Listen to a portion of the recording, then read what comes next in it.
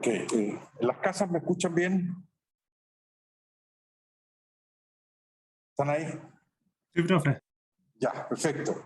Bueno, vamos a comenzar entonces la clase de hoy, un nuevo capítulo, ya el último capítulo del curso sobre variables complejas. Este es el capítulo número 3, entonces.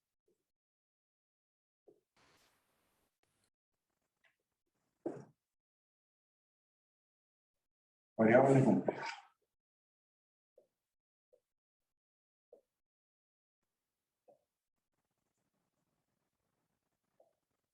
Bueno, es un capítulo un poquito más matemático que los otros, en el sentido de que, bueno, los resultados son bastante novedosos matemáticamente respecto a las cosas que uno conoce hasta ahora. Uno de los cursos de primer año, cálculo 1 en particular, y cálculo diferencial, integral, estudia funciones reales de variable real. Después en los cursos siguientes, como el curso de varias variables, uno estudia funciones vectoriales, o sea que van a dar un espacio vectorial Rn, de variable vectorial, de n variables. ¿De acuerdo? Ahora, en este capítulo nosotros vamos a estudiar una nueva clase de funciones. Son funciones complejas, o sea, van a dar al plano complejo, y la variable también es compleja. ¿De acuerdo?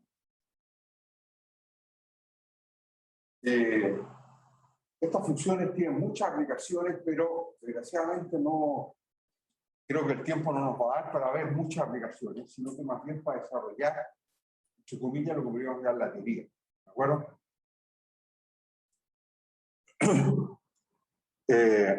Y el punto de partida son justamente los números complejos, un conjunto de números que ha jugado un rol muy interesante en la historia de la matemática. Ustedes ya están, entre comillas, más o menos familiarizados. De hecho, en el capítulo anterior sobre el análisis de Fourier usamos bastante la variable compleja, pero más bien de un punto de vista operacional, sobre todo la función exponencial compleja, ¿ya? E elevado a i teta o e elevado a z en general, ¿de acuerdo? Bueno, en este capítulo vamos a tratar de formalizar y justificar mejor matemáticamente todas esas funciones que utilizamos en el capítulo anterior. ¿De acuerdo? Y como les decía, bueno, la variable compleja ha jugado un rol bien importante en la historia de la matemática, en el sentido de que costó que emergiera mucho, fue algo así, bueno, fue mucho más complejo de lo que costó, ¿verdad?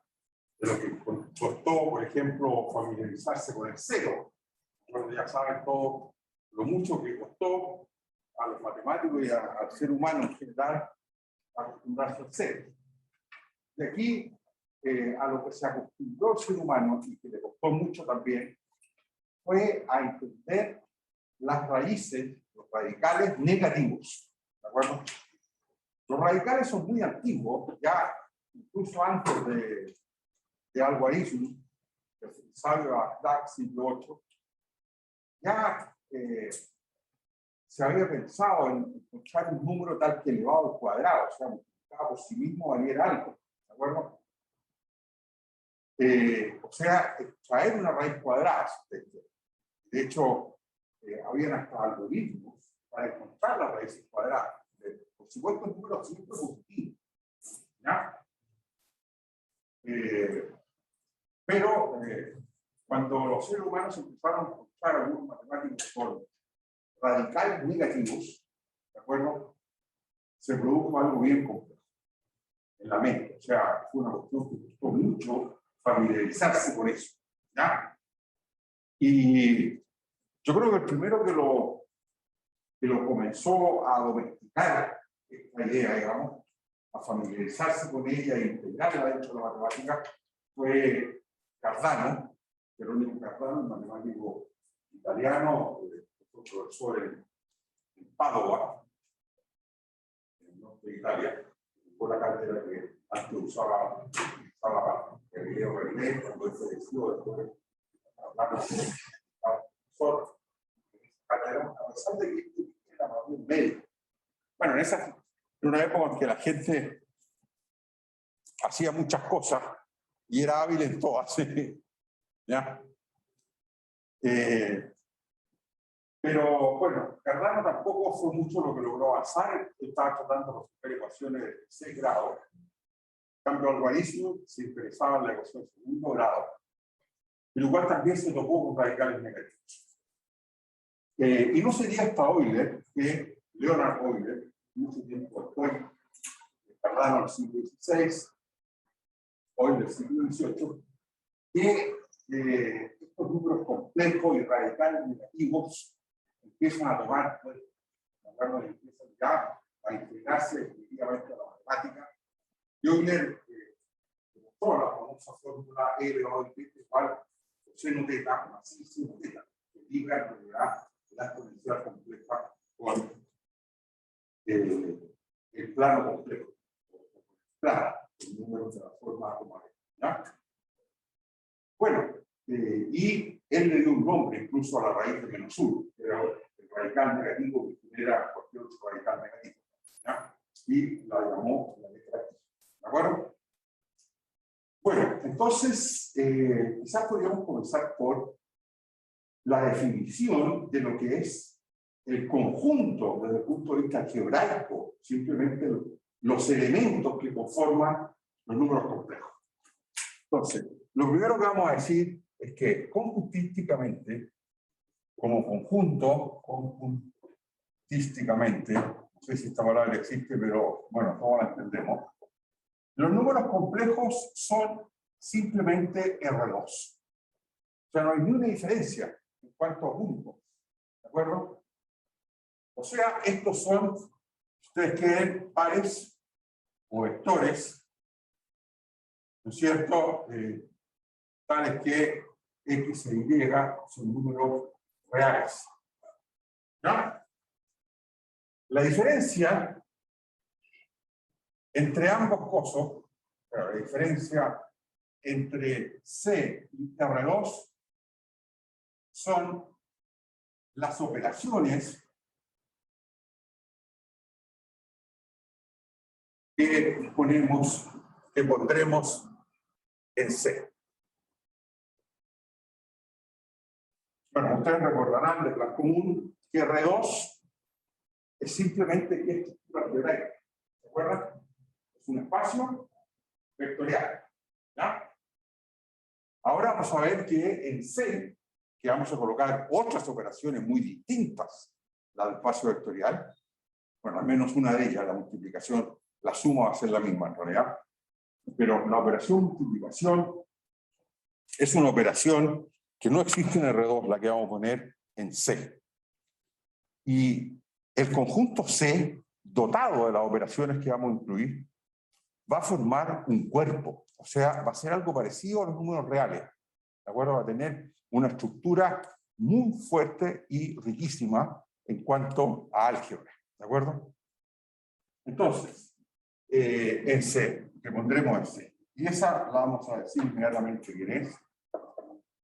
Si ustedes tienen un par x1, y1, y le suman otro número complejo x2, y2, el resultado final es igual que en R2, o sea, sumar los primeros componentes y sumar las segundas. ¿De acuerdo?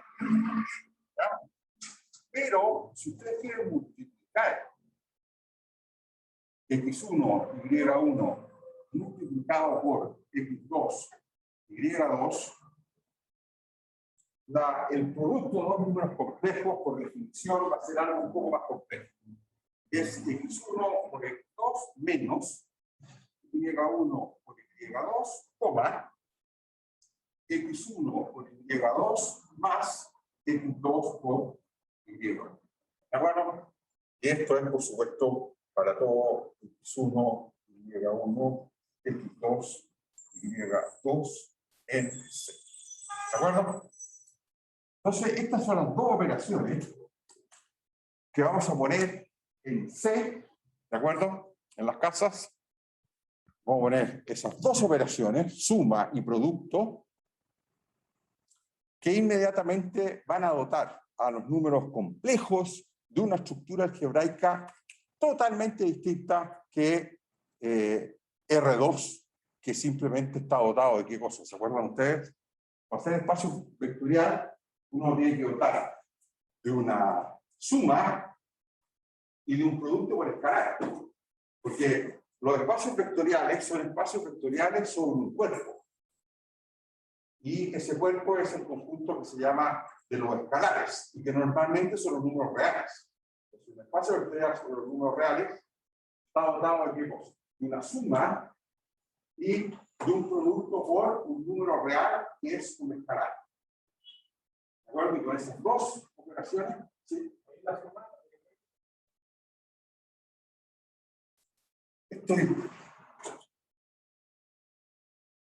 Sumé mal de nuevo. Perdona. Es x1 más x2 y1 más y.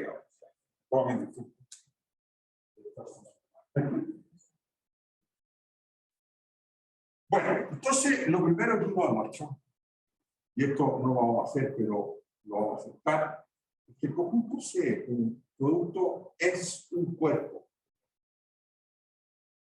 Y no solo el cuerpo, sino que el cuerpo conmutativo. O sea, abeliano. Ahora, lo que es interesante, en particular,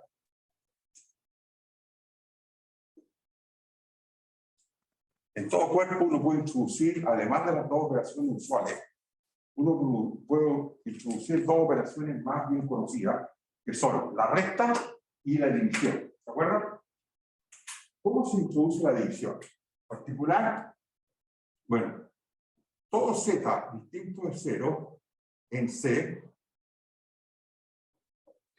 existe un inverso multiplicativo, por supuesto en C, tal que z por z a la menos 1 es lo mismo que z a la menos 1 por z, y da el neutro para la suma, que es fácil convencerse que es el 1,0. ¿De acuerdo?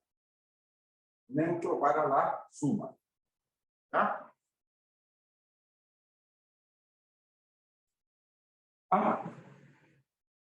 ¿Cómo? Neutro para el producto, por favor. Neutro para el producto, 1,0. ¿Ya? Bueno, y entonces esto permite introducir la división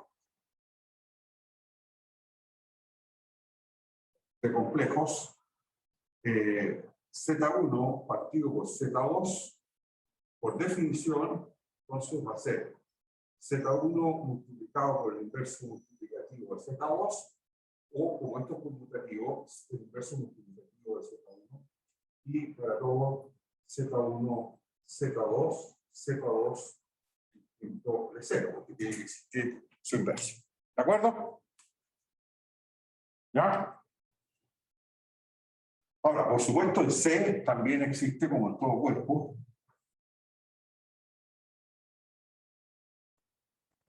Existe la operación resta, ¿no es cierto?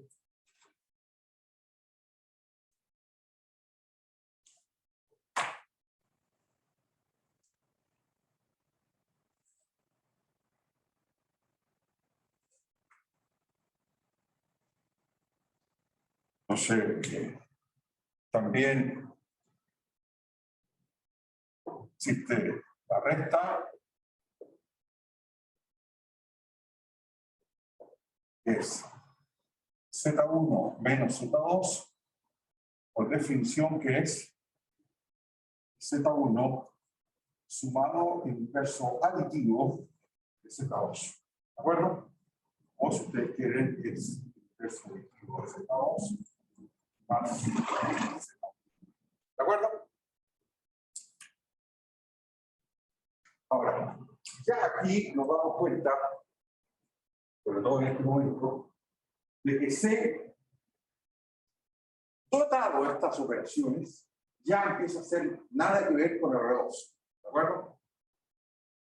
En R2 uno no puede dividir vectores, ni mucho encontrar, ni menos encontrar lo inverso de los vectores. ¿Están de acuerdo? ¿Ya? ¿Está claro las casas? Sí.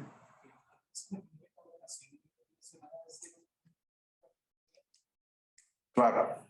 O sea, lo transforma en un cuerpo conmutativo, que es algo mucho más fuerte. ¿De acuerdo? ¿Ya? ¿Está claro? Porque, claro, si usted los números complejos los dota de la suma y el producto por escalar usual, que es multiplicar por los números reales, eso es igual que R2. Eso usted no ha cambiado nada. ¿De acuerdo? Pero al introducir este producto entre números complejos, cambia la estructura algebraica y pasa a ser un cuerpo. Bueno, y lo más importante es que existe esta división, que es la que vamos a utilizar para definir el concepto de derivada, para hacer un poquito de análisis. ¿Está claro? ¿Ya? O sea, ya nos vamos alejando del álgebra. Por ahora, esto es pura álgebra. Pero rápidamente vamos a pasar a hacer análisis. Para lo cual necesitamos el concepto de límite de continuidad. Para esos dos conceptos necesitamos una topología. Ya vamos a ver cuál es la topología que vamos a usar. ¿De acuerdo? Bueno, entonces existe la división, existe la otra. Bueno, lo segundo que vamos a ver es la representación polar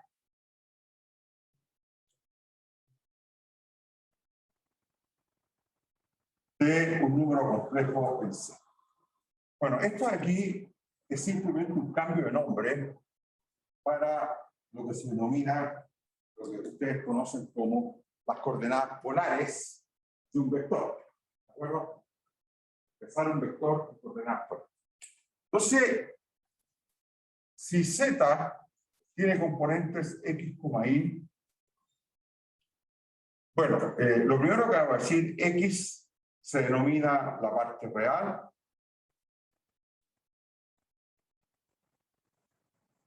De Z. E Y se denomina la parte imaginaria de Z.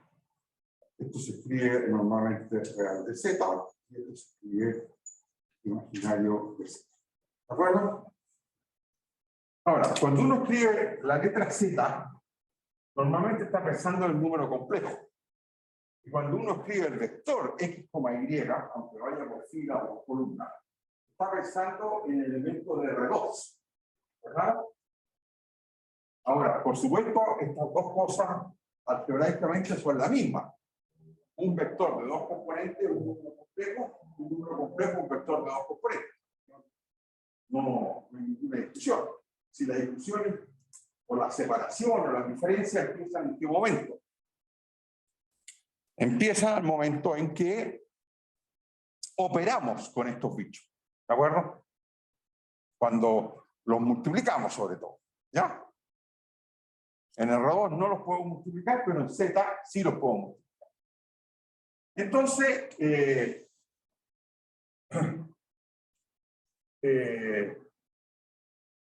al escribir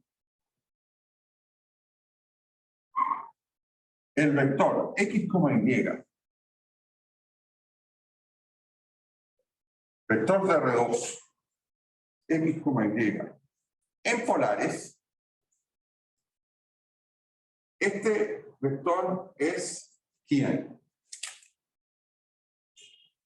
Vector X, Y en polares, ¿cierto? El ρ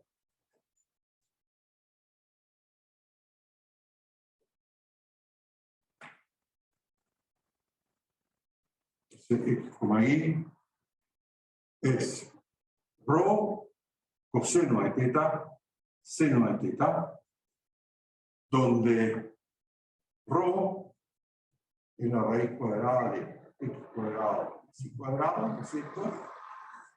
Y teta es autotangente de Y sobre X. Si X distinto de 0, Ahora, si x vale 0, cuando sobre el y, este ángulo θ vale pi medios.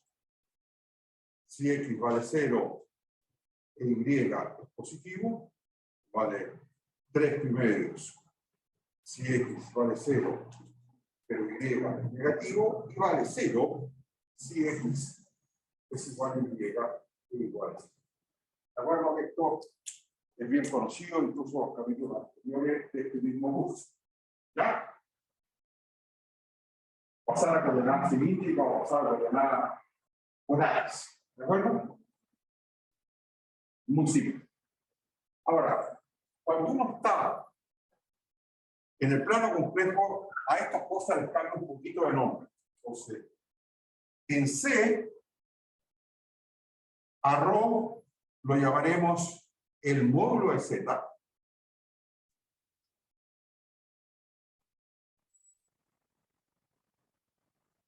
Y lo vamos a anotar módulo de Z. Cuando uno está en un cuerpo, no habla de norma. Cuando uno está en un espacio vectorial, habla de la norma de los vectores. ¿Se acuerdan? ¿Están de acuerdo? La norma del vector x, y, que sería ρ. Pero cuando estamos en C, que es un cuerpo, en R, por ejemplo, uno no habla de la norma de los números reales. Uno habla del módulo del número real. Es lo mismo, pero bueno, pequeño cambio de lenguaje. ¿Están de acuerdo? Entonces, cuando uno está en un cuerpo, vamos a usar más bien la palabra módulo. Cuando estemos en un espacio vectorial, usamos la palabra norma. ¿De acuerdo? Entonces, en C, a ρ lo llamamos el módulo de Z, que sería igual a la raíz de, bueno, x cuadrado más y cuadrado, para que lo vamos a repetir. Y a θ lo llamamos el argumento de Z. ¿De acuerdo?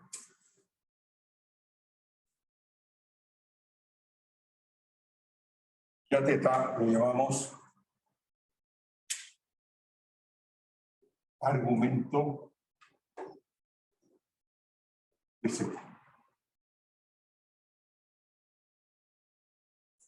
Y esto se denota algo de Z. Bueno, y no hemos hecho más que cambiar un poquito el lenguaje, pero no hemos inventado nada nuevo. ¿Está claro? Todo sigue más o menos los mismos pasos de siempre. ¿Ya?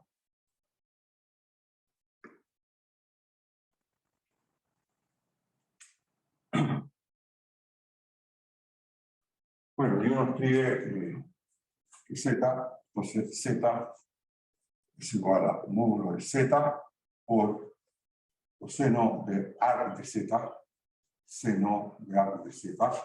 Y este vector tiene módulo 1. ¿Ya?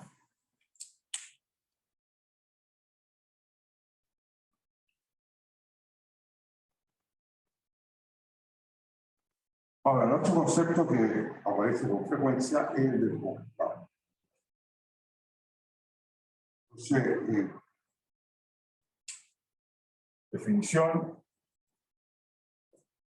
el conjugado o el complejo conjugado. El conjugado de Z, si Z es x, y, es Z barra y el vector x, menos. ¿De acuerdo? Ahora, se tiene que el módulo de Z, o sea, la raíz de x cuadrado más y cuadrado, se puede escribir como la raíz de Z multiplicado por Z conjugada. ¿Ya?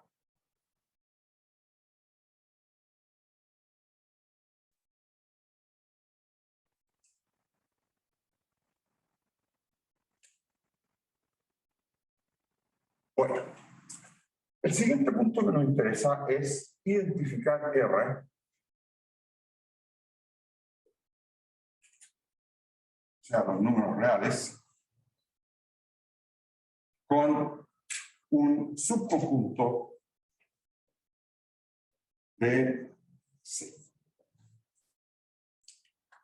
Bueno, la verdad es que esto se puede hacer de infinitas maneras. ¿Sí? Usted me dice. Claro.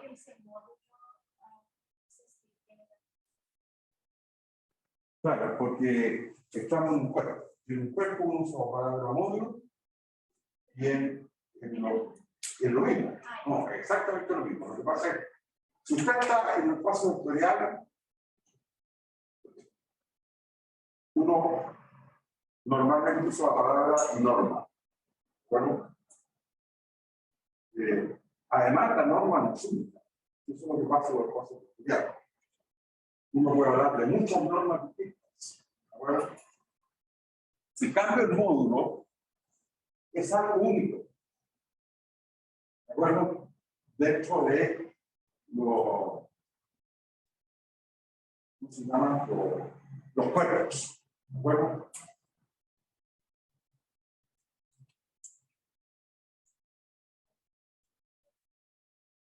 Es como la magnitud. La magnitud del vector.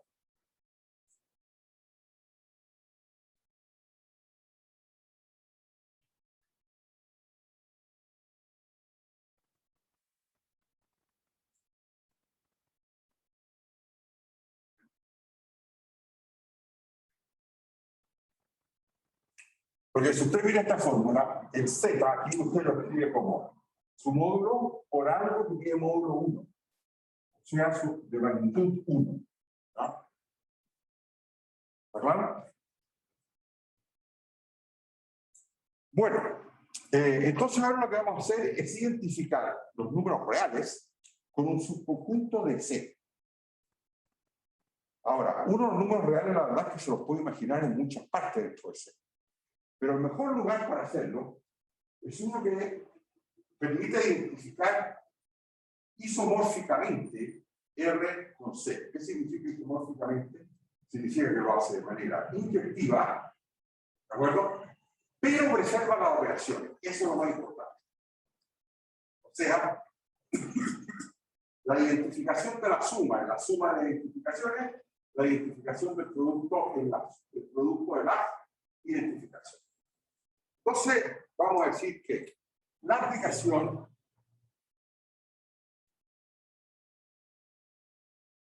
la identidad que toma un número X en R y hace corresponder el número complejo X, 0 es un isomorfismo, o sea, es inyectivo y preserva más y por. ¿Qué significa que preserva más y por? Significa que si usted toma los dos reales, X, Y, o X1, X2, entonces, miran ustedes X1,0, X2,0, entonces sumar X1 con X2 es lo mismo que sumar las imágenes. X1,0, ¿no? O sea, la imagen de X1 más X2 es la imagen de X1 más la imagen de X2. ¿Está claro? Pero no solo para la suma, sino que también para quién? Para el producto. Si ustedes toman X1 y X2 en R, la identificación de X1 por X2 es la identificación de X1 por la identificación de X2. ¿Ya? O sea, esto preserva suma y producto. ¿Está claro? Es un isomorfismo que permite identificar R con la recta X,0 C para que externa. Y esa identificación es algebraica, es decir, preserva suma y preserva producto. ¿Está claro? Y en todo lo sucesivo, cuando tengamos pares de la forma X,0, lo vamos a mirar simplemente como X. ¿De acuerdo? ¿Ya?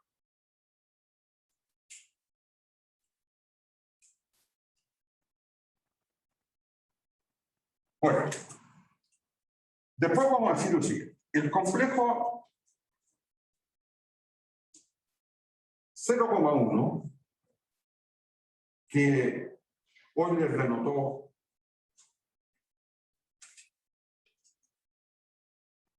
con la letra I, satisface que I cuadrado vale menos 1. ¿De acuerdo? A este número también se le llama la raíz de menos 1. O sea, hay algunas personas que en vez de usar la letra I usan raíz de menos 1. Pero bueno, creo que ya Euler es lo suficientemente famoso como para que la raíz de menos 1 se use más bien la letra I. ¿De acuerdo? Entonces, satisface eso. Y lo otro interesante, y permite la escritura siguiente de los números complejos. Un número complejo de la forma x, y lo podemos escribir como x, 0 más 0, i. ¿Están de acuerdo? ¿Ya? Pero x, 0, de acuerdo al isomorfismo que tenemos ahí, simplemente cómo lo denotamos en sus casas. ¿Qué me dicen ustedes? X, 0, simplemente cómo lo denotamos. X. X. ¿De acuerdo? Entonces, X más, y este lo vamos a notar como Y a veces 0,1. ¿De acuerdo? ¿Ya? Pero, ¿esto quién es finalmente? Eso es simplemente X más el I de Euler. Y, ¿de acuerdo? O sea, todo complejo ahora ya admite hasta una tercera forma de escribirse. Bueno, se puede escribir simplemente con la letra Z. Se puede escribir como el vector X, Y. Y ahora hay una tercera manera de escribirlo, que es decir que es X más Y veces Y. ¿Está claro? ¿Ok? Bueno. Bueno, creo que ahora ya tenemos todos los ingredientes más simples. Bueno, si ustedes quieren, gráficamente incluso podemos dibujar aquí el círculo de unidad. ¿De acuerdo? Aquí está el origen. El vector 0, 0. Y si uno tiene un Z cualquiera de la forma X, Y, entonces ese Z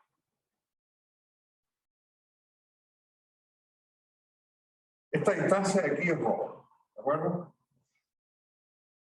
El módulo de Z, ¿de acuerdo? La magnitud de Z. Y este Z se puede escribir como ρ veces coseno teta, seno teta, donde teta es el ángulo a las coordenadas polares, o sea, es ese ángulo. ¿De acuerdo? Y el vector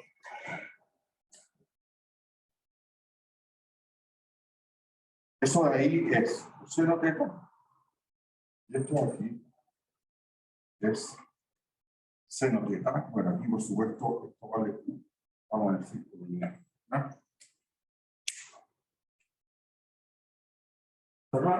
Entonces ahí tenemos, bueno, y la identificación de los números reales, esta es la recta real dentro de C, que son todos los complejos de la forma X, 0.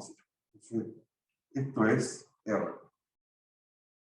O los complejos de la forma X, 0. ¿Está claro?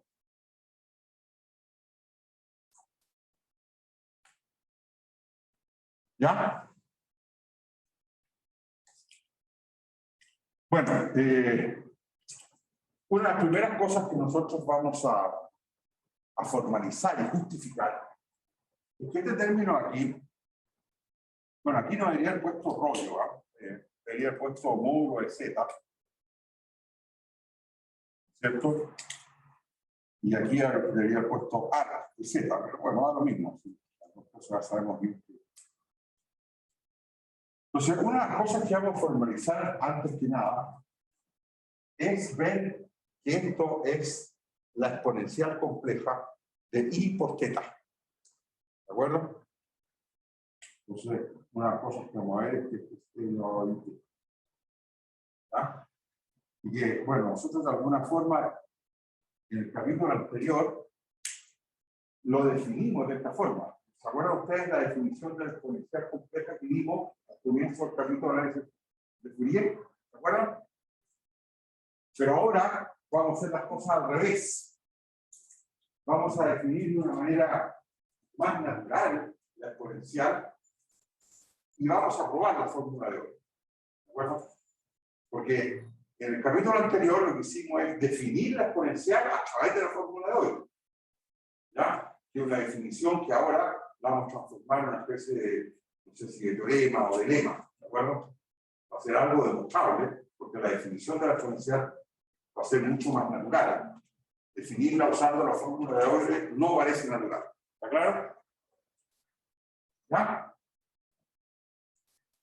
Ahora, ¿por qué lo hicimos? Porque, bueno, los profesores coordinados en nuestra sección dijeron hay que cambiar el capítulo de la variable compleja por el capítulo de análisis de Fourier y ecuación de unidad parcial. Entonces van a quedar alguna definición, ¿cierto?, de usando la fórmula de Euler. Ahora vamos a dar la definición natural que dio Euler en su momento.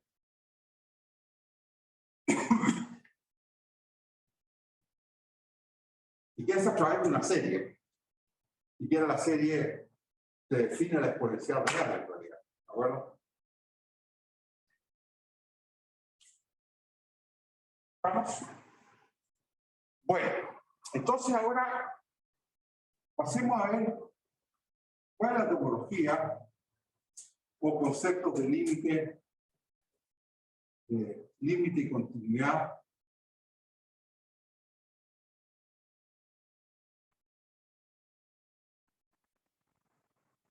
en C.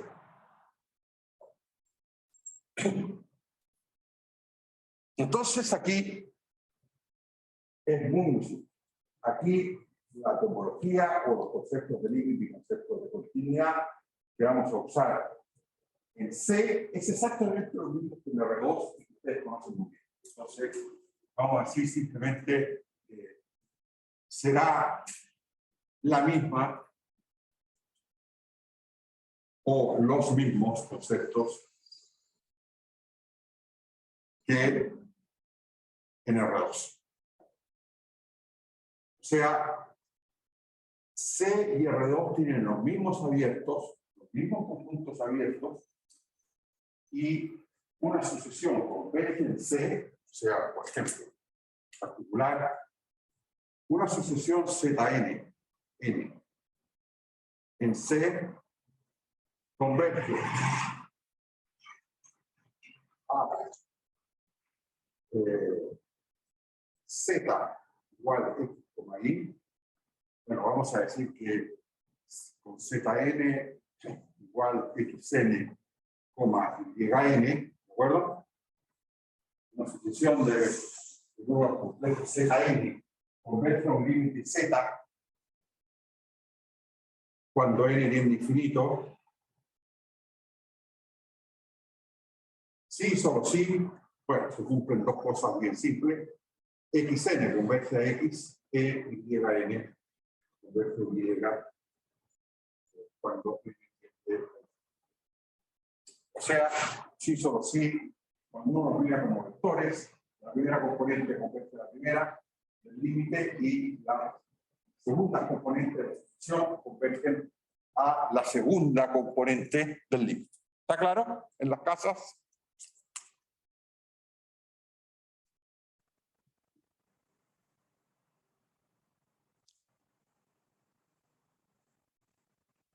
Ya.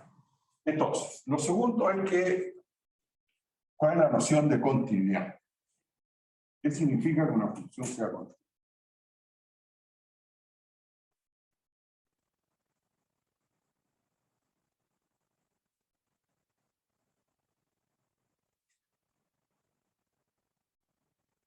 Entonces,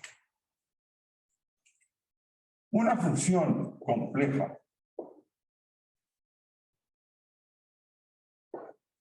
de variable compleja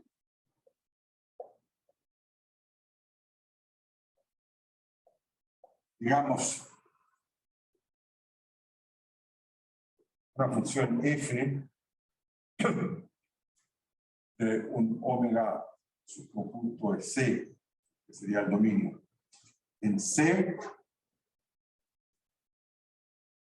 ¿de acuerdo? Siempre se puede mirar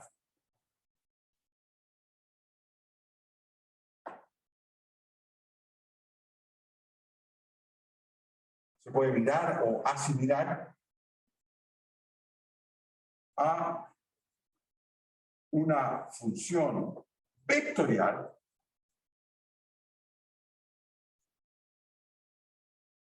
¿de acuerdo? De dos variables. Dos variables y para ello escribimos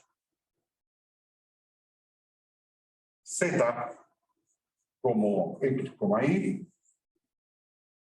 y f de z lo podemos escribir como f de x, y. Y esto es un número complejo. ¿Están de acuerdo?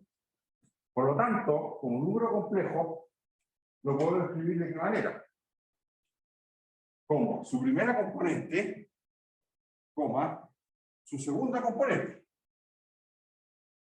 Para la primera componente usemos, por ejemplo, la letra U. La segunda va a ser.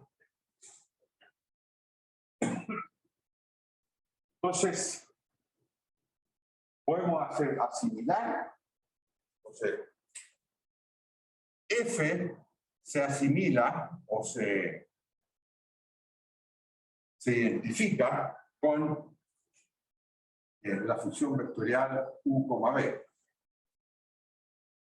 ¿De acuerdo? La función vectorial, donde U y B son funciones reales. ¿De acuerdo? Pero de dos variables, la variable X y la variable Y. ¿Ya? Entonces, como se pueden dar cuenta, por lo menos hasta este momento, hay un paralelo total o muy fuerte entre las funciones complejas de variable compleja y las funciones vectoriales, en R2, ¿no es cierto?, de dos variables. ¿Está claro? Ahora, las diferencias comienzan, por supuesto, si uno quiere sumar, si uno quiere multiplicar esta función. Ustedes tienen otra función g de z, la pueden multiplicar por la función f de z como números complejos. Pero cuando ustedes miran a f como el par u de xy, b de xy, con función vectorial, y la función g la miran, por decir algo, como el par w, s de xy, esas funciones ustedes no las pueden multiplicar. Ahora, ¿están de acuerdo? Porque son dos vectores o funciones vectoriales y en R2 no existe la multiplicación. Existe el producto escalar que da como resultado un número real, un vector, etc. ¿De acuerdo? Solo se pueden multiplicar cuando son miradas como funciones complejas. ¿De acuerdo?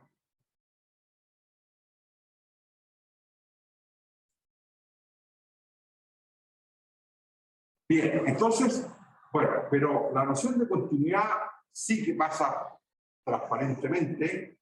Entonces,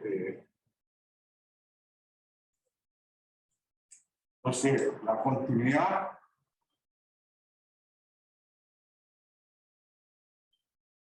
F es continua, por definición, ¿no es cierto?, en Z0, componentes x0, y0 en omega, sí, solo si u y b, o sea, las dos componentes de f, son continuas con la parte real en el punto x0, en el vector x0, y0. ¿Ya? O sea, la continuidad no cambia en nada, ni la noción de convergencia de una sucesión en C es lo mismo que la convergencia de la sucesión de números de los vectores x, n, y. Y lo mismo aquí ocurre. La continuidad de F es lo mismo que decir que las componentes U y B son continuas. ¿Está claro?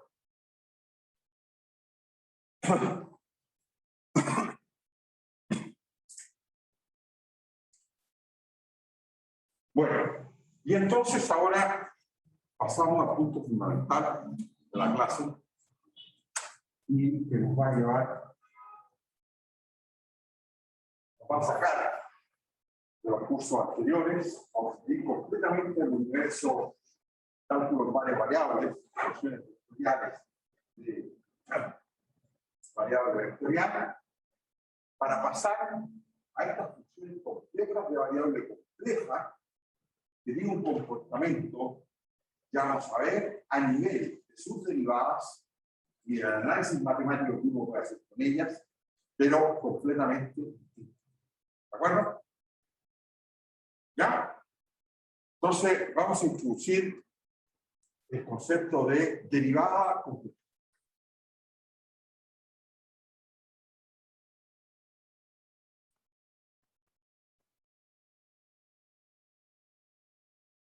Y este es el propósito principal de la clase, es introducir este concepto. Entonces, CAF definida sobre omega subconjunto de C, función compleja de variable compleja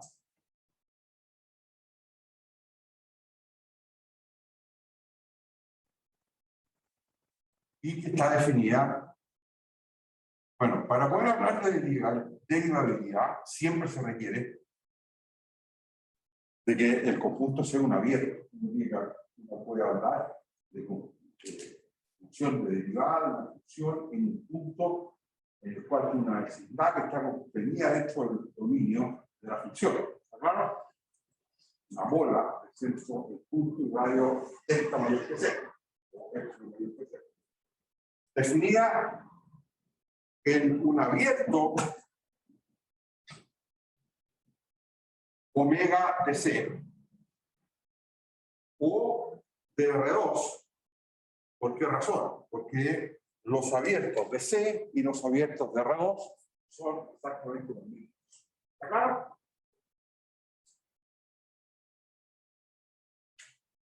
Sí, dígame. Porque la variable de f es compleja. O sea, esta función toma z en omega, que es un complejo y le hace corresponder f de z. Pero función compleja significa que la imagen está en c, pero la variable podría ser solo real, por ejemplo. Por ejemplo, podría ser un f de t, donde t es el tiempo, pero que da valores en z, en c, perdón. Entonces es una variable compleja de variable real. ¿Ya? Esta es una función f de t en c, esa es función compleja de variable real. ¿Está claro? Aquí a nosotros nos interesan las funciones complejas de variable compleja. ¿De acuerdo? Y esas son las que vamos a aprender a derivar. ¿Ya? Entonces, para poder derivar esas funciones, la pregunta que nos hacemos es la siguiente. O más que una pregunta, lo que vamos a aprovechar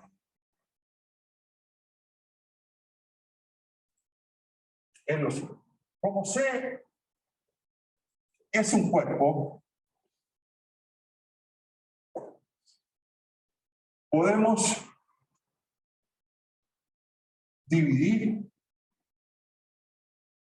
en C y introducir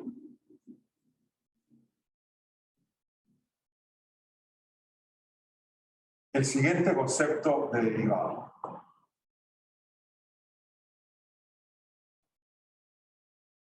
Vamos a decir que se dice que F es derivable en un punto Z0 de omega. Bueno, en el sentido de los números complejos,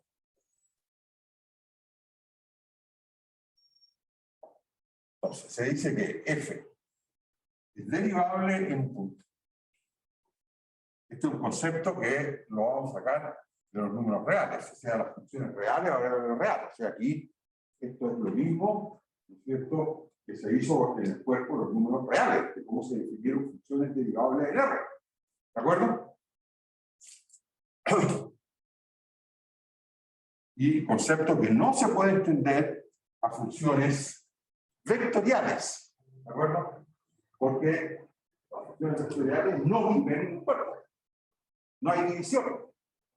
Entonces, F es derivable en un punto Z0 en sentido complejo, sí, solo sí, existe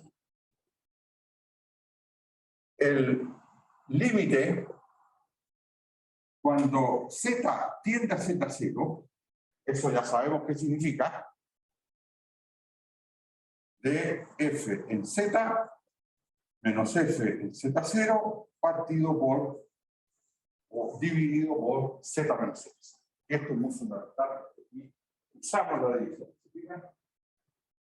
Ahora, del curso de cálculo ustedes recordarán que a veces este límite, en vez de escribirlo en términos de Z tiende a Z0, uno hace el cambio de variable H, le llama Z menos Z0, un número complejo eso, y lo que pide es qué cosa.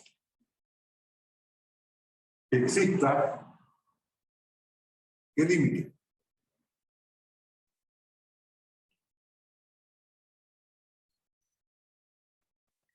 Muy bien, existe el límite cuando H tiende a 0, que es lo mismo que decir que Z tiende a Z0, de F en Z, pero Z es Z0 más H, ¿cierto? El cambio variable, Z es Z0 más H. Menos F en Z0 partido por H, dividido por H. ¿Está claro? Esos dos límites son exactamente equivalentes, ¿de acuerdo? No hay diferencia. Sí. Ahora, la función diferencial derivable en el punto Z0, por definición, si es que alguno de estos dos límites son los mismos, existe. ¿Ya? Y cuando existe, entonces, y en tal caso, o sea, de existir, se denota derivada de F en el punto Z0, derivada prima nomás, no derivada parcial, mucho menos, se denota de esa manera y se la llama. Entonces, esta es se llama derivada de F, bueno, por supuesto, en el sentido complejo. Esto uno después ya no lo repite. En Z. Derivada de F en el sentido complejo en Z.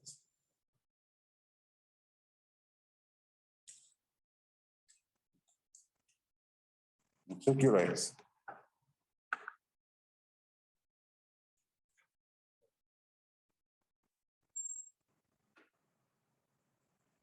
¿3:30? Sí, nos queda un tiempo. Si quieren podemos ir a un break. ¿Qué les parece? consultas, dudas sobre este concepto.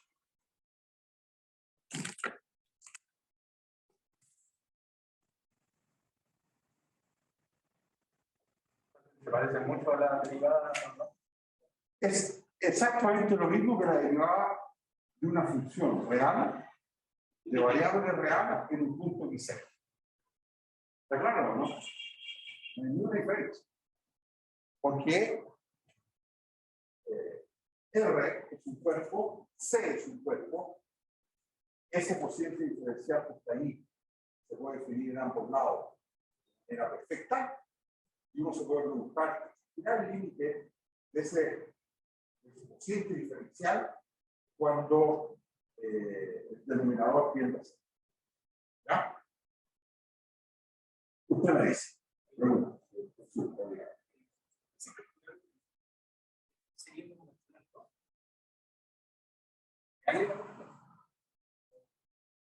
Es más complicado que eso, pero lo vamos a transformar en algo mucho más simple.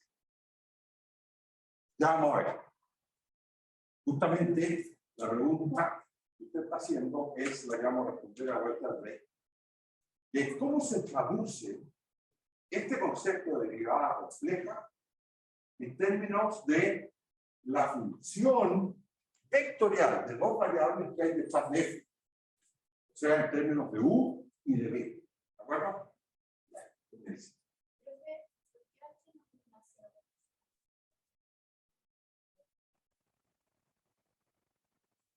Porque Z tiene 2,1. Claro, pero H también. H es un número complejo. Por eso pues, también sería como 0,0. Bueno, es que este cero es el cero complejo. Que lo identificamos con el 0,0. O sea, todos los números de la forma x,0 se identifican con x, ¿no? ¿Para acuerdo, no? La identificación es el mismo. ¿Ya?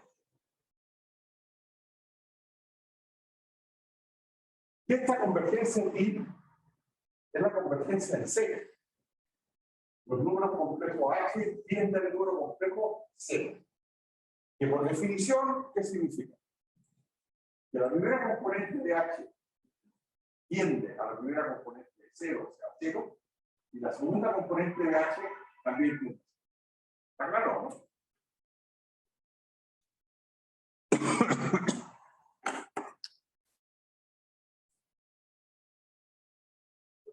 Sí.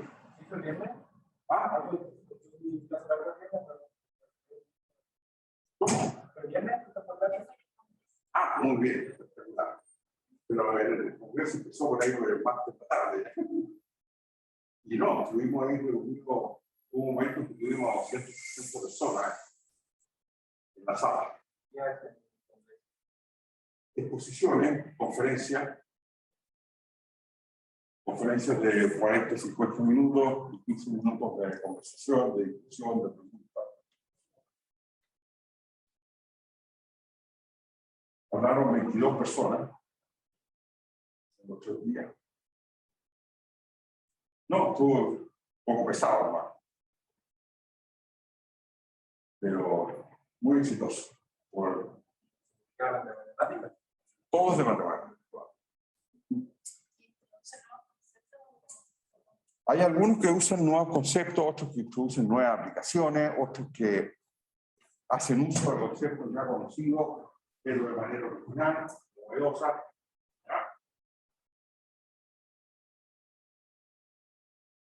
Otros que generalizan los conceptos que se conocen a situaciones más amplias, más extensas, que abarquen más casos, ¿no?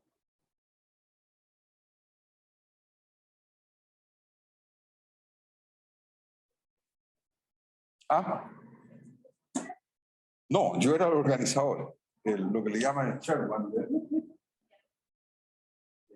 lo cual se apega.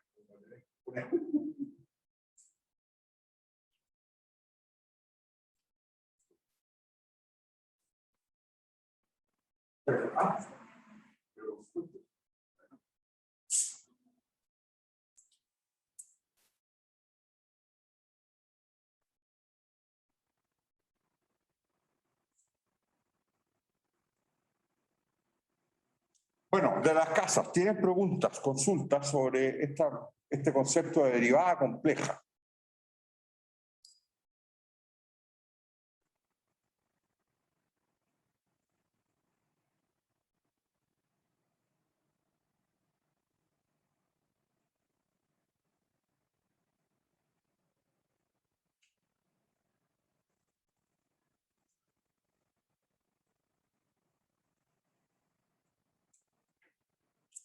Martín, usted dice que está todo claro hasta ahora. Bueno, entonces vamos a tratar de complicarlo un poco.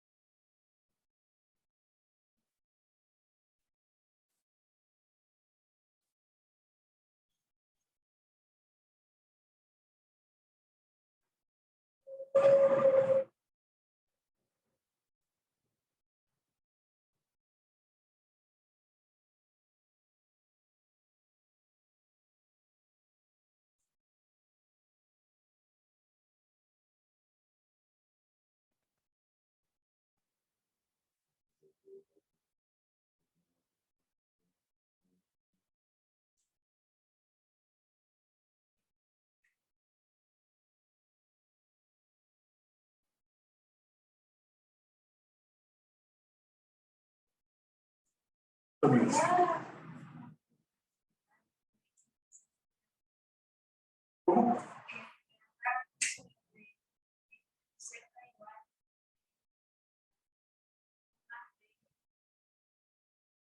F igual a V ahí, coma. Claro, F es una función. Bueno, eso es lo que vamos a hacer ahora, ¿ya? Entonces, lo que vamos a hacer es traducción de este concepto, que es el concepto de derivada compleja, en términos de U y de B.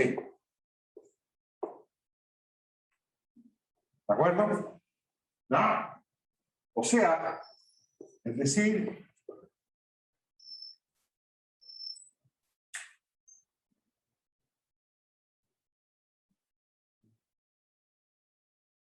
¿qué significa la derivabilidad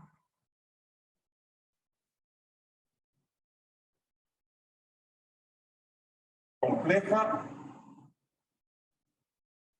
en términos de diferenciabilidad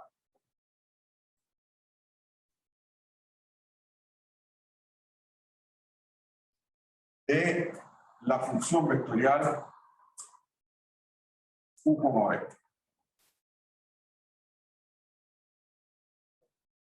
¿Ya? ¿De acuerdo?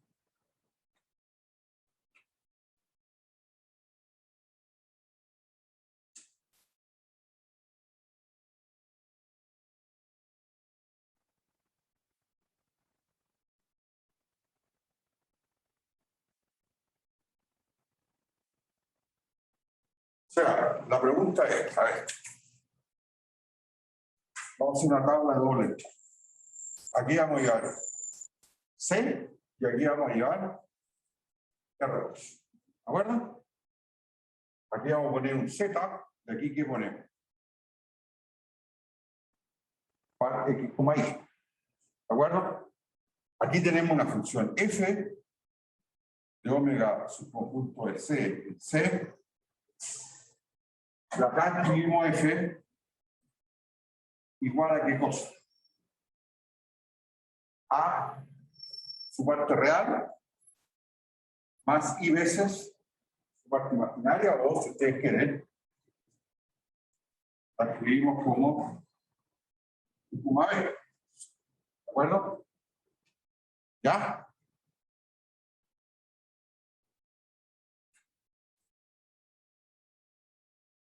La pregunta es,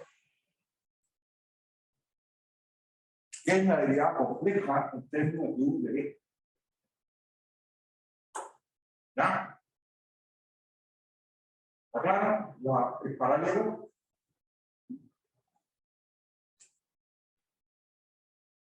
Bueno, si ustedes quieren el punto Z0, vamos a escribir como X0 y 0. ¿De acuerdo? ¿Ya?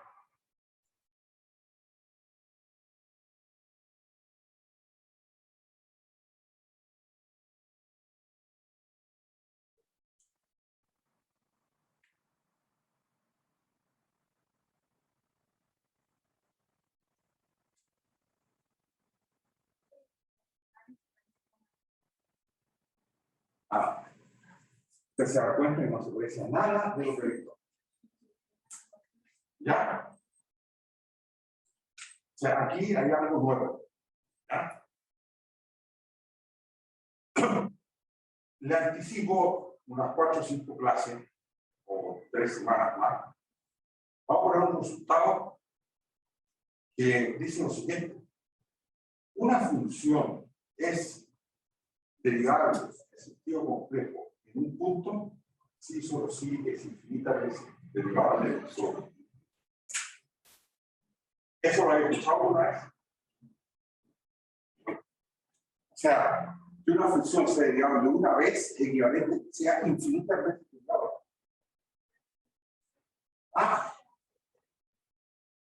Es un círculo virtuoso, más que vicioso. ¿Ya? ¿Ok? Bueno, quiero comenzar respondiendo. Entonces, para responder eso, comencemos denotando. Vamos a denotar la derivada de f del punto z0 como a más o a más b o como a, b. ¿Ah? ¿De acuerdo? ¿Ya? Entonces, comencemos. F es derivable en el sentido complejo en el punto Z0 de C, si solo si F' de Z0 es el límite cuando Z tiende a Z0 de F de Z menos F de Z0 partido por este límite existe y vale esa cantidad que está ahí. ¿De acuerdo? ¿Ya? ¿Todos de acuerdo? Bueno, pero que este límite sea igual a F' significa equivalentemente que el límite cuando Z tiende a Z0 de esto menos F' vale 0. O sea, pero cuando restamos F', lo que se resta es esto.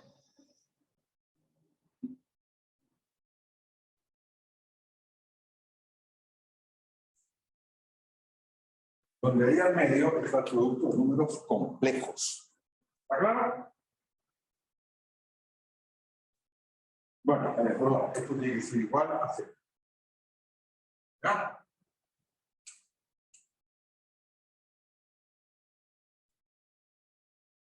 ¿Te parece extraño? Bueno, que este límite valga F', es equivalente a decir que si usted resta aquí F' de Z0, el límite cuánto vale acá.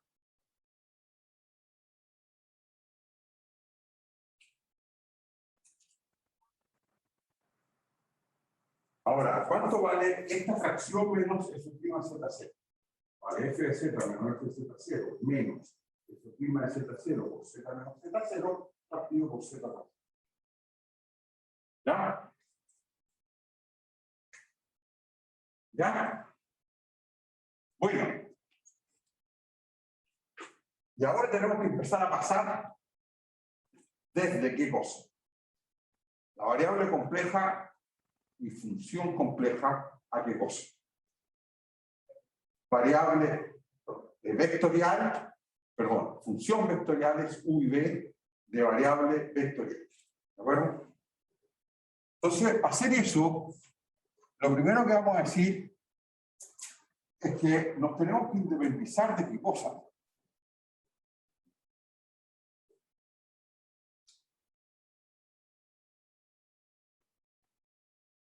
O sea, ¿qué es lo que más incomoda para pasar este límite a un límite en vectores? ¿Ah? No tanto porque la parte marginal es como la segunda componente, ¿de acuerdo?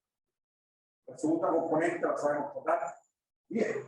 Pero en esa expresión de ahí, ¿qué cosa es muy incómodo para los vectores? ¿Ah?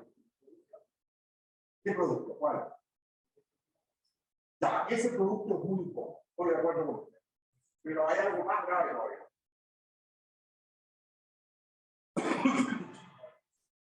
¿Ah? Eso es lo más grave de todo. ¿Ya? 100% de acuerdo con usted.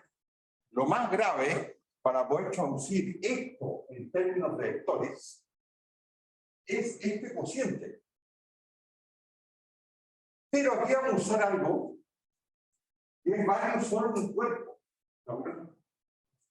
Y en que una sucesión o algo tiene límite cero, ¿cierto? Cuando algo ocurre, sí, solo sí, el módulo de ese algo también tiene límite cero, cuando ocurre lo mismo. ¿Se acuerdan de eso o no? No es competencia uniforme, disculpe. No.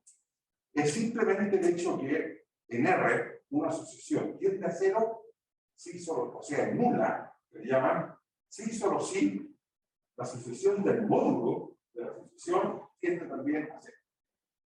Y bueno, una función f de la variable real x tiende a cero cuando x tiende a algún punto, sí, solo sí, el módulo de f de x tiende a cero cuando x tiende al mismo punto. ¿Verdad? Y eso es un resultado cierto no solo en R, sino que en cualquier cuerpo dotado de una topología. Bueno, en particular en C pasa lo mismo. Entonces, lo primero que vamos a decir es que esto es cierto, es sí, solo sí, el límite de lo mismo lo voy a poner con así, ¿les parece o no? ¿Ah? O sea, lo que hay ahí entre medio del módulo es esta expresión que está aquí. ¿Ah? ¿Ya? ¿Ok? Ahora, el módulo de un cociente aquí es igual.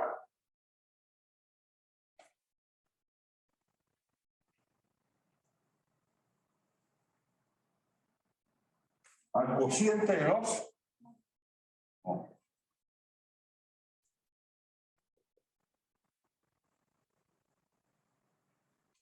Y ahora, esto sí que es mucho más fácil de traducir a qué cosa. Constanza. Dígame, Constanza, ¿a qué es más fácil traducir ahora? A vectorial. Porque lo que está arriba, ¿cómo se traduce? El módulo, ¿por qué cosa se reemplaza? Norma. Lo que hay abajo, que es un módulo, se transforma en norma. Y el cociente de esas dos cosas ahora es el cociente de números reales. ¿Está claro? O sea, esto todavía es equivalente a. Y ahora vamos a hacer toda la traducción. Límite cuando z, o sea, x, y, tiende a x0, y0 de la norma de, bueno, f de, perdón, u de xy, b de xy, menos u de x0, 0, b de x0, 0. Bueno, y aquí todavía nos queda este terminito, ¿no es cierto? Que por ahí me dijeron el producto ese no es fácil de traducir, pero tiene toda la razón. Sé que me lo dijo uno de ustedes, ¿cierto? Por ahí no lo hemos traducido, así que lo vamos a poner simplemente. La derivada la estamos anotando AB como complejo multiplicando a x menos x0 y menos y0 en norma partido por la norma de x menos x0 y menos y0. ¿Ya? ¿Todos de acuerdo en las casas o no? Hello, ¿están ahí?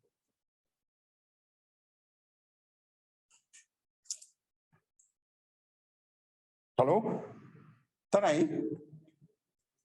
Sí, sí, de acuerdo. Perfecto. Pregunta. ¿Alguna duda? Bueno, y ahora vamos a traducir esto. ¿Quién es el complejo AB, o sea, F'Z0, multiplicado por x menos x0 y menos y0? Bueno, ¿cómo se multiplican complejos? Es A por x menos x0 menos b por y menos y0, segunda componente, coma, A por y menos y0 más b por x menos x. Ese es el vector. ¿Están de acuerdo?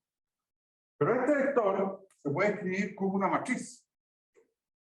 Porque si estamos en cálculo vectorial, este resultado conviene escribirlo como una matriz. ¿Qué matriz es? Es la matriz A menos B. Aquí es B. Aquí es A. Multiplicando a el vector x menos y0 y menos y0. ¿Ok? Sí, es simple. ¿Ya? Y por lo tanto, lo que teníamos acá es equivalente a pedir qué cosa. Ya va a tener 100% todo traducido. Entonces, esto de aquí ahora es equivalente a decir que límite. Cuando xy tiende a x0 y 0, de la norma de u de xy, b de xy, menos u de x0 y 0, b de x0 y 0, menos, y aquí hay una matriz, a menos b, b, a, por x menos x0 y menos y0, todo eso es norma, partido por la norma de x menos x0 y menos y0. Lo pongo vector o como fila, da lo mismo. ¿Ya? O sea, no cambian nada. Y ese límite vale 0. Bueno, y ahora les pido que refresquemos los conocimientos de cálculo en varias variables. Ahora ya no hay funciones complejas, no hay nada. Estamos solo con funciones vectoriales de dos variables x y y. Y cuando uno ve que este límite vale 0, ¿ya? ¿Qué significa eso? Eso es equivalente a decir qué cosa. Ustedes me dicen.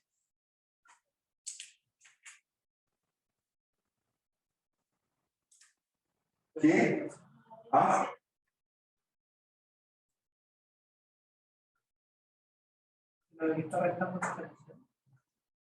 La función u de b exactamente es, ¿ustedes lo dijeron? Diferenciable en qué punto. X0 con Y0, y esta matriz es el gradiente de esa matriz, de esa función de dos variables. Esa función vectorial de dos variables. O sea, el vector A menos B es el gradiente de la primera componente y el vector BA es el gradiente de la segunda. ¿De acuerdo? Componente. Y por lo tanto, esto equivalente a decir que U de x, y, B de x, y es diferenciable en el punto x0 y 0 perteneciente al mismo omega, pero además no solo es diferenciable, sino que además, ¿qué cosa pasa? Ocurre que, ¿recuerdan ustedes que en la matriz gradiente, aquí está la derivada de la primera componente con respecto de x, aquí está la derivada de la primera componente respecto de y, aquí está la derivada de la segunda componente con respecto de x, y aquí está la derivada de la segunda componente con respecto de y. Entonces lo que tiene que ocurrir es que de u a de x en x0 y 0 tiene que ser igual a, o sea, a de b a de y en x0 y 0 y de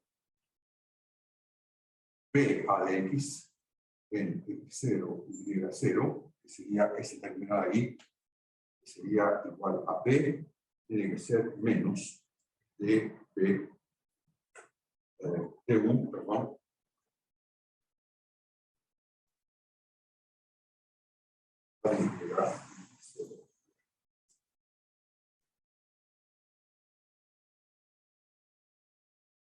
Esto llámenlo. ¿Ya?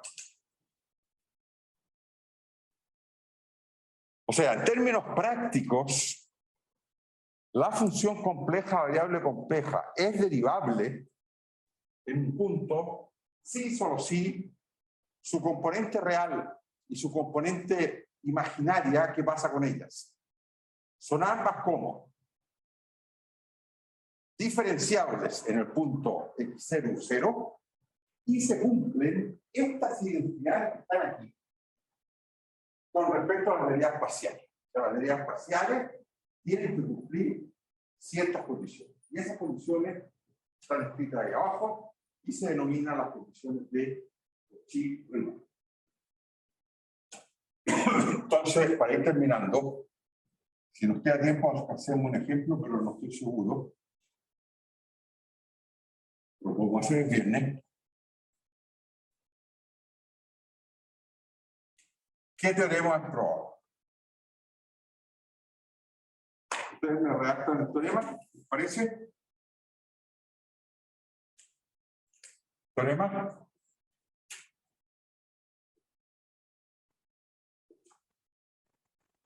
F es derivable en Z0 perteneciente a omega, sí, solo sí.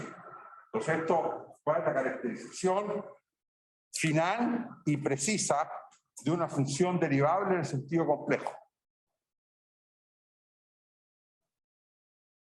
Sí, solo sí. La función vectorial V, que es F en realidad, es diferenciable en el punto x0 y 0 y se cumple, ¿qué cosa? Asterisco, que se denominan las condiciones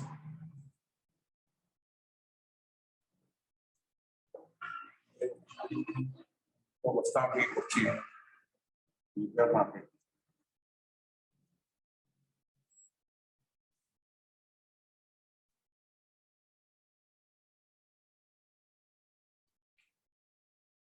Bueno, esto es algo que es nuevo, ¿de acuerdo? Pero pronto nosotros vamos, entre comillas, a dejar de lado esta visión de las funciones complejas, variable compleja, como funciones vectoriales, y vamos a entrar en un universo que es nada que ver, que es un universo de las funciones derivables, ¿cierto? De variables complejas derivables, ¿de acuerdo? ¿Ya? Y nos vamos prácticamente a olvidar de sus componentes vectoriales.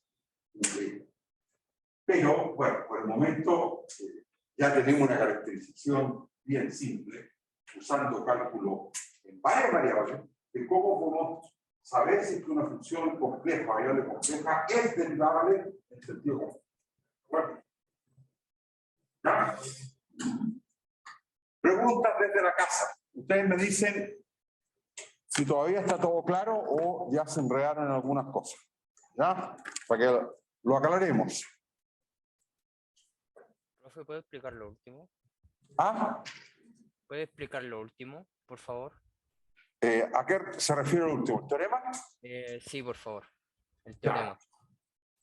Usted aquí, en este último cálculo, lo que vio es que U y B es diferenciable en el punto x0 y 0 por definición de diferenciabilidad. Porque esto requiere una forma lineal aplicada a x1 y x0, y menos y0, una función de R2 en R2 lineal. ¿De acuerdo? Sí. Y esa función lineal no tiene una forma, en general, para funciones diferenciables, esta función lineal lo que lleva aquí adentro son las derivadas parciales en el punto x0 y y0. ¿De acuerdo? Sí. Y ahora lo que está diciendo esto es que esas derivadas parciales no pueden ser de cualquier forma. Sino que la derivada parcial que aparece aquí le está diciendo a usted que tiene que ser la misma que la que hay acá. Y la derivada parcial que hay aquí tiene que ser menos la que aparece acá. ¿De acuerdo? Sí. O sea, la derivada de U con respecto a X tiene que ser igual a la derivada de Y, que es la que aparece aquí y allá. Y la que está aquí tiene que ser menos la de allá. La que está aquí es de B de X, tiene que ser menos la que hay allá, que es de U de Y, el X0 y Y0. ¿Está claro?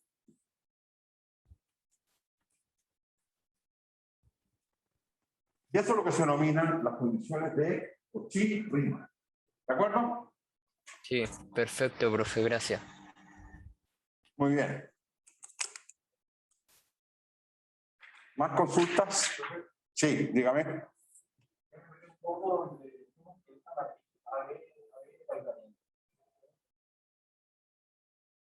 Claro, a una función de R2 en R2, la diferencia, la función derivada o la diferencial de esa función de dos componentes, ¿de acuerdo? ¿Cómo se obtiene? Esa es una matriz, en donde las filas son los gradientes de las componentes.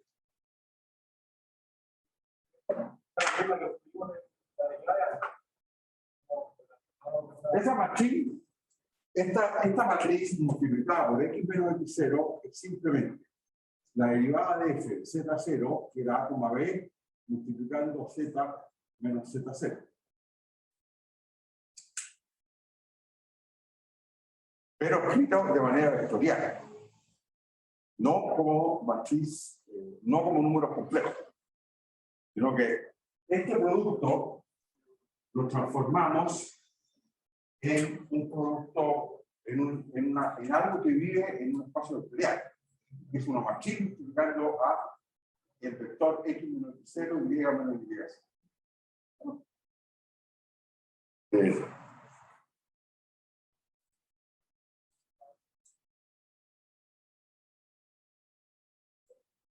¿Más consultas?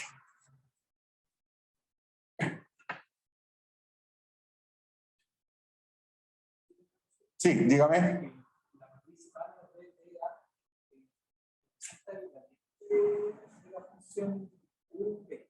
Claro.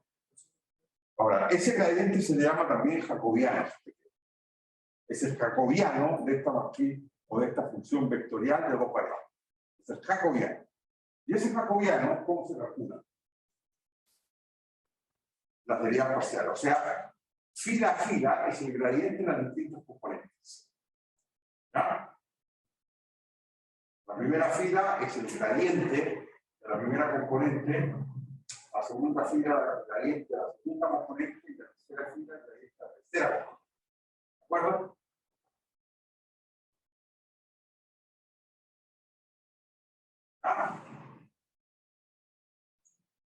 Eso en el caso de R3. El caso de R2 es el gradiente de la primera componente, que son dos vectores, o sea, un vector de dos componentes, y la segunda es el gradiente de la segunda componente, que es otro vector de dos componentes, de dos componentes.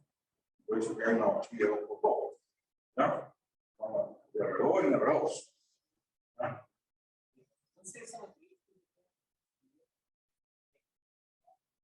No, A y B son reales.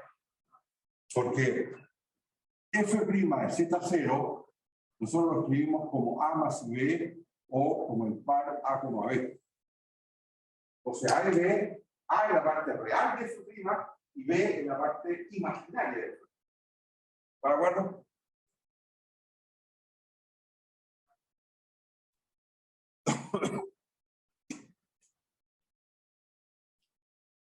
¿Más consultas en las casas también?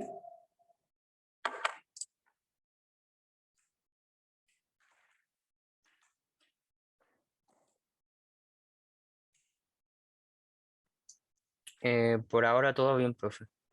Todo bien. Bueno, lo que está quedando es hacer un ejemplo. ¿Están de acuerdo? Bueno, eso lo vamos a tener que hacer el viernes. O sea, perdón, sí, el viernes. ¿Ya? Bueno, Ya, voy a profe. parar la grabación.